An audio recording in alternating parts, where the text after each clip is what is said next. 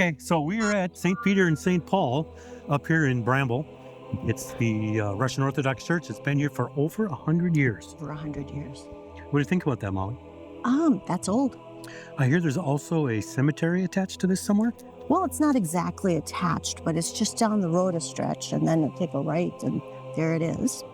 I don't know. Mark is sort of the cemetery whisperer. He likes finding these things, which is really cool, actually. You'd think it would be spooky, but it's actually sort of, I don't know, neat, kind of humbling and thoughtful.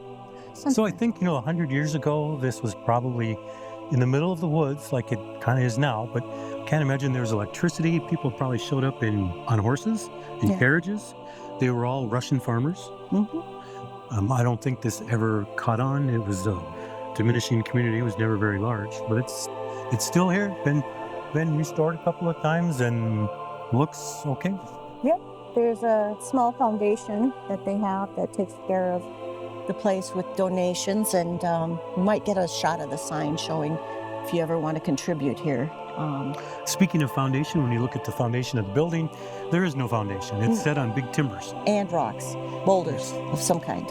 And nothing special about the windows. I think there's regular windows. No, there's a crawl space underneath. I've heard a rumor that, I was in this building in probably the early 70s when it was first restored, and I don't remember it ever having pews or anything. It had an altar, but there was no pews, and it was a pretty Spartan church. Yeah. I mean, when I think Orthodox, I think of it being rather ornate and Byzantine, but maybe that's what you have. You have that when you have a more active church and active community, because this is pretty Spartan. Okay, well, I think that's all from here. If you ever want to come to see this, it's north of Togo, officially in Bramble, although, this is Bramble. There is no downtown or anything. No. It's right on Highway 65. There's a little pullover, and you can stop. The door's locked, so you can't go in.